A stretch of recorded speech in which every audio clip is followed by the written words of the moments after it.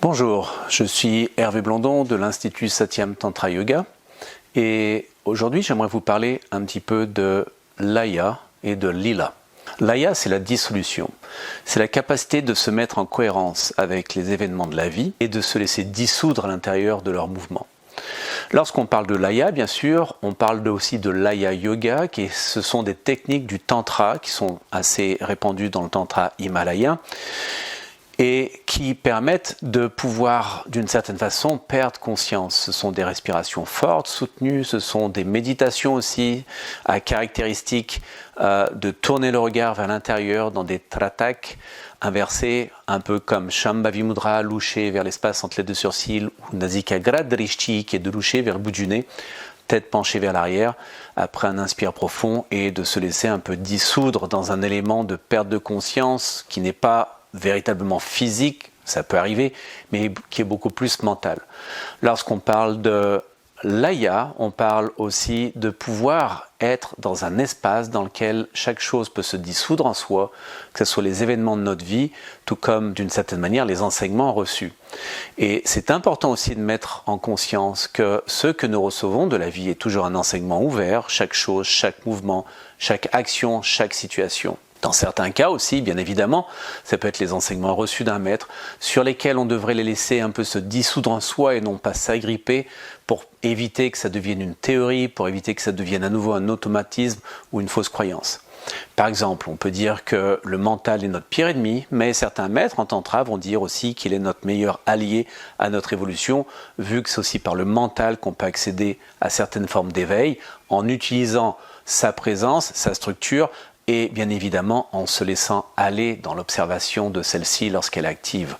On peut aussi penser que le mental est notre barrière, notre frontière, bien évidemment, puisque c'est un mental automatique créé de multitudes de pensées, qui crée aussi des réactions intestinales, émotionnelles, et qui nous empêchent de voir les choses telles qu'elles sont. Mais dans le tantra de la main gauche, le tantra rouge, on utilise tous les éléments possibles qui puissent nous permettre de prendre conscience de nos automatismes. Donc on peut aussi utiliser ce mental comme terreau d'enseignement et en même temps, bien sûr, pour ne pas être pris à l'intérieur, il faut laisser se dissoudre ces enseignements reçus pour pouvoir être beaucoup plus en capacité de réceptivité plutôt qu'en capacité de mémorisation d'une chose reçue et ensuite de sa répétition, ce qui peut nous amener dans une terre dogmatique, bien évidemment, et nous empêcher toute liberté de pouvoir évoluer et peut-être même de se contredire et d'être à l'opposé au bout d'un moment de ce qu'on pensait, mais qui va nous révéler une réalité qu'on ne voyait pas. Si on parle de Lila, on parle du jeu de l'univers, c'est-à-dire les choses qui s'assemblent au-devant de nous, sur lesquelles on ne peut pas prévoir. C'est un petit peu les imprévus de la vie en fait.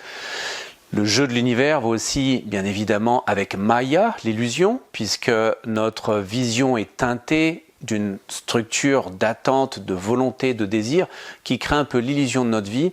Voulant dire, on peut penser qu'on a réussi parce que nos désirs prennent la forme qu'on avait projetée, et d'une certaine manière, on peut se réveiller un jour pris dans les filets de Maya, c'est-à-dire les filets qui nous empêchent véritablement l'épanouissement. Bien qu'il y ait eu réussite, peut-être qu'on s'est privé de certaines libertés fondamentales, peut-être qu'on se sent entravé dans une structure trop rigide, peut-être que l'école de yoga qu'on a fondée devient trop lourde, peut-être que le centre de retraite qu'on a créé devient à nouveau d'une certaine manière un boulet au pied. Donc on a réussi, on est content, mais peut-être qu'on est encore dans la Maya.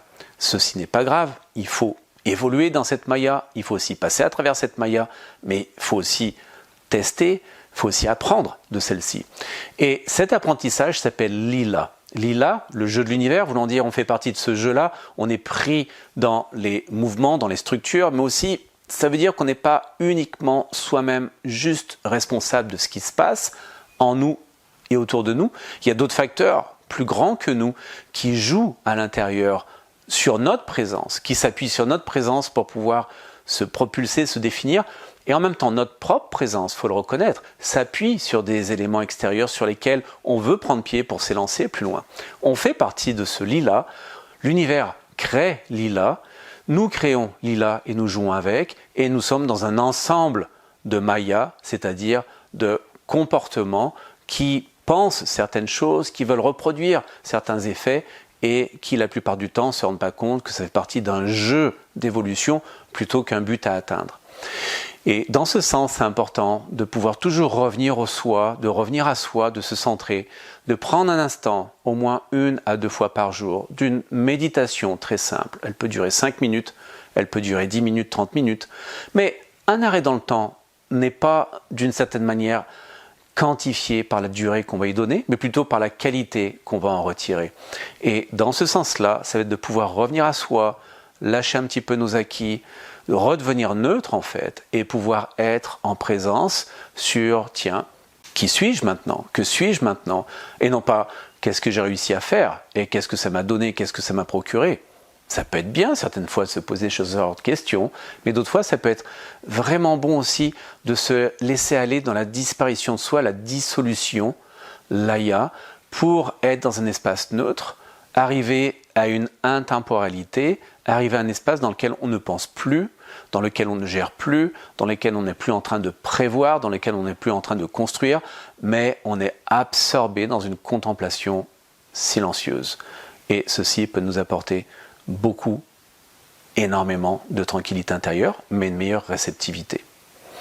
On va maintenant mettre en application, simplement on va fermer les yeux un instant et on va se mettre en réceptivité simple sur la conscience de la respiration, sur la conscience du souffle qui entre et qui ressort par les narines, et on va se laisser absorber par cette conscience, et volontairement on va se désintéresser de tout mouvement du mental, de toute fluctuation, pour être en réceptivité juste sur un seul phénomène qui est notre respiration. On empêche d'une certaine manière, Nirodha, on bloque le mental d'aller dans la dispersion et on le ramène vers le centre par la conscience du souffle pour réduire toute forme d'agitation, vritti, du mental, manas. Et à partir de là, on se laisse dissoudre. Il y a cette image d'un liquide qui peut s'épancher à l'extérieur de son contenant. Et il y a cette image d'un être en cire qui fond lentement sous les rayons du soleil, sous sa chaleur, sous sa luminosité. Laissez ce qui remonte remonter. Et simplement accordez-vous cet instant, sans aucun jugement, en contemplation, là où que vous soyez maintenant.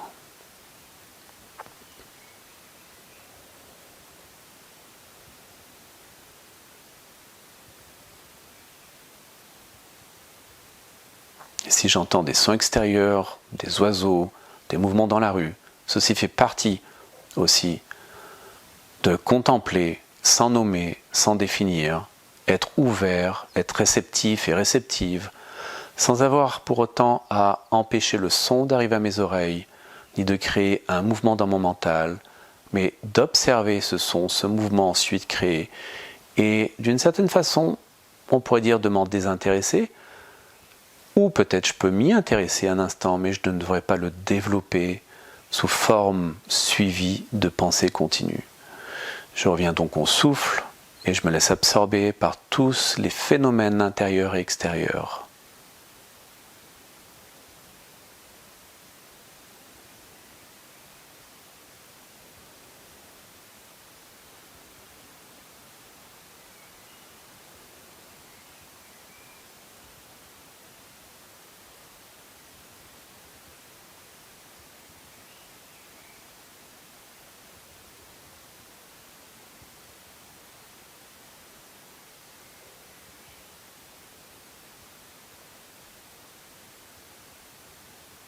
Et laissez la peau du visage se détendre, léger sourire aux lèvres, au coin des lèvres, vers les lobes des oreilles.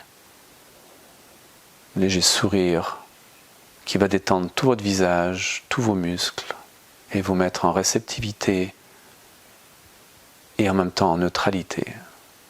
Ce n'est ni l'expression d'une émotion, ni d'une pensée, simplement une attitude du visage qui va permettre de relâcher les muscles et de détendre les phénomènes de tension liés à certaines émotions.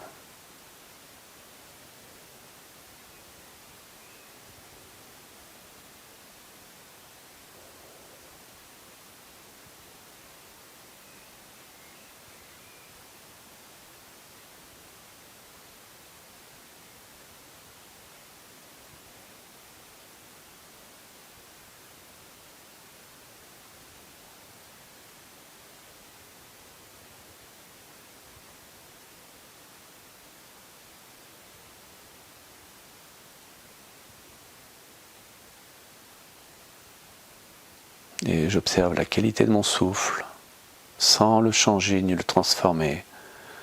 J'observe simplement l'air qui entre et qui ressort, légèrement frais à l'inspiration, légèrement réchauffé, humidifié à l'expiration. Et je laisse mon corps exprimer, mon mental échapper certaines pensées, et tout mon être devient réceptivité.